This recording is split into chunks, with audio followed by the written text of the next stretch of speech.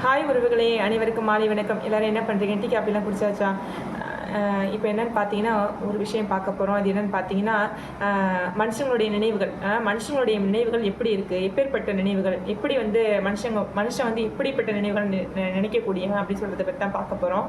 என்னென்னு பார்த்தீங்கன்னா, இந்த மனுஷன் வந்து ஒருத்தன் கஷ்டப்பட்டு உயர்ந்து மேலே வந்துட்டான்னு வச்சிங்களேன், இன்னைக்கு அவ்வளோ கஷ்டப்பட்டானே, இன்னைக்கு எப்படி இவ்வளோ உயரத்துக்கு வந்தான், எப்படி வந்து இவ்வளோ உயரத்துக்கு வரதுக்கான சான்ஸே இல்லையே, இவன் எப்படி வந்திருப்பான், ஏதா வந்திருப்பான், இப்படியே நம்மளுக்கு வந்து பலவிதமான கேள்விகள் நம்மளுக்கு கேட்பாங்க.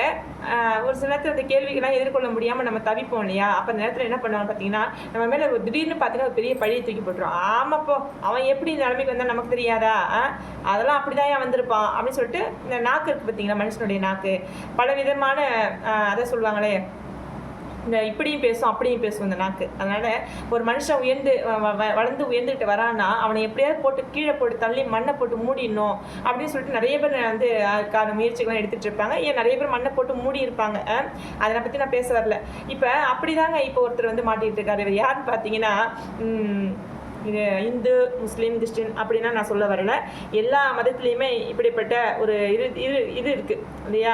நம்மளோட அந்த சாமி பெருசாகிட்டாரு, இந்த சாமி இப்படி பெரிய ஆளாக போயிட்டாரு, நம்ம இப்படியே இருக்கிறோமே அப்படின்னு சொல்லிட்டு அப்படி ஒரு பொறாமல் இருக்கும். அதே மாதிரி எல்லாத்துலேயுமே இருக்குது. பொறாமை குணம் அப்படிங்கிறது எதுவும் இல்லைன்னு சொல்ல முடியாது, எல்லாத்துலேயுமே இருக்குது.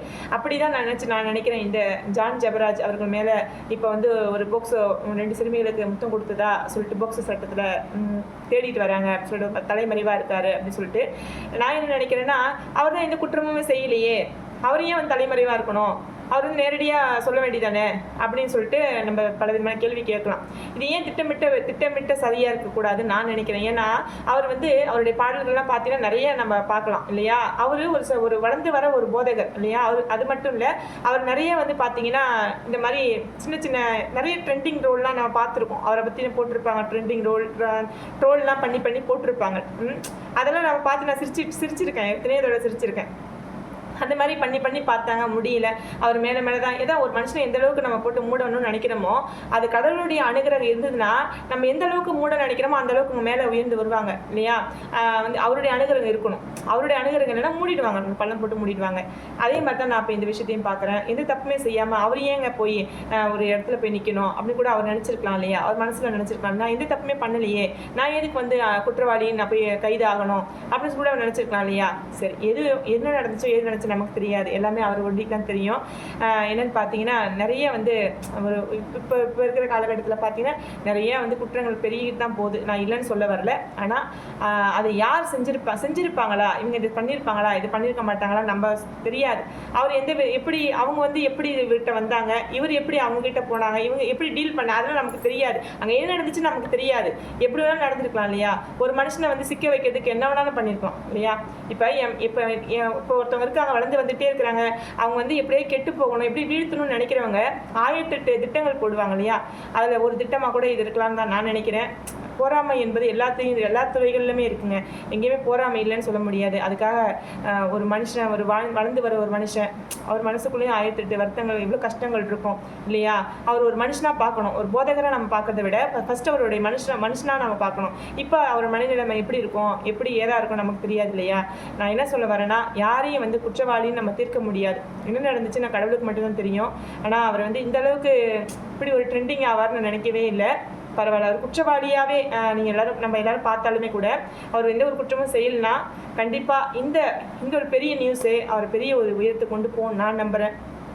அதாவது கடவுளுடைய பிள்ளைங்களுக்கு நிறைய சோதனைகள் வராமல் இருக்காது. நம்ம ஒரு சிவனை கும்பிட்டாலும் சரி, ஒரு அல்லாவை கும்பிட்டாலும் சரி, ஒரு ஜீசஸை கும்பிட்டாலும் சரி, கடவுள் மேலே ரொம்ப பட்டுதலாக இருக்கிறவங்களுக்கு அநேக துன்பங்கள் வரும். யோபுக்கு வராத துன்பங்களா நம்ம பைபிள் பார்த்தா நிறைய பார்க்கலாம். அதே மாதிரி ராமாயணத்தில் பார்க்கலாம். அந்த கிருஷ்ணரோட வந்து ஒண்டி இருக்கிறவங்களுக்கு பார்த்தீங்கன்னா அவ்வளோ சோதனைகள் வரும். அதே மாதிரி இப்படி ஒரு நெருக்கடி அவருக்கு வந்திருக்கு. கண்டிப்பாக இதுலேருந்து மீண்டும் வெளியே வருவார். கண்டிப்பாக அவர் வந்து குற்றம் புரியலைன்னா கண்டிப்பாக அதை வந்து நான் குற்றம் செய்யலைன்னு சொல்லிட்டு அவர் நிரூபிச்சுட்டு வருவார் அப்படின்னு நான் நம்புகிறேன். எவ்வளவாய் ஒடுக்கப்பட்டார்களோ இஸ்ரேல் ஜனங்களை பார்வோன் ராஜா அப்படி ஒடுக்குனார். எவ்வளோத்துக்கு எவ்வளோ ஒடுக்கணும்னு நினச்சாங்களோ அவ்வளோக்கு அவ்வளோ பெருகுனாங்கன்னு சொல்லிட்டு நம்ம படிக்கிறோம் பைபிளில். அந்த மாதிரி ஒரு மனுஷனை வந்து ஒடுக்க தான் அவங்க வந்து மேலோங்கி வளருவாங்க இல்லையா? அப்படி தான் நான் இதை பார்க்குறேன். சீக்கிரத்திலே இதை வந்து கடவுள் வந்து எல்லார் கண்களுக்கு முன்பாக அவர் நிரபராதி, அவர் எது தப்புமே பண்ணல, இது ஒரு திட்டமிட்டு இடப்பட்ட சதி அப்படின்னு சொல்லிட்டு நம்ம எல்லாரும் பார்ப்போம் அப்படின்னு நான் நம்புகிறேன். சரிங்க, எப்படியா இருந்தாலும் ஒரு நிரபராதி தண்டிக்கப்படக்கூடாது. எது வந்து உண்மை எது பொய்ன்னு வந்து காவல்துறை அவங்க தான் வந்து நிரூபிக்கணும். என்ன நடந்துச்சு ஏது நடந்துச்சு, இது சதியாக இருந்தால் கூட அது கடவுள் பார்த்துக்கிட்டோம், அவ்வளோதான். நம்ம என்ன சொல்கிறோம், எனக்கு கேட்க ஒரு மாதிரி இருந்துச்சுன்னா எனக்கு ரொம்ப பிடிக்கும். அந்த ஜான் ஜப்ராஜ் சாங்லாம் பார்த்தீங்கன்னா எனக்கு அவ்வளோ சூப்பராக பிடிக்கும். வந்து ஆண்டரோடய பேசுகிற மாதிரி ஒரு இது கூட நமக்கு அந்த அவரே வந்து நம்மளுக்கு ஒரு ஆறுதல் சொல்கிற மாதிரி கூட அவருடைய பாடல் வரிகள் எனக்கு தோன்றியிருக்கு. இருந்தாலும் அவர் அப்படி தப்பு பண்ணியிருப்பாரா அப்படிங்கிறது என்னால் நம்ப முடியல. இருந்தாலும் சொல்கிறாங்க, எதுவோ அவர் பார்த்துக்கிட்டோம். அவருடைய பிள்ளையை அப்படி காப்பாற்றணும் அவருக்கு தெரியும். நன்றி, வணக்கம், தேங்க்ஸ் ஃபார் வாட்ச்.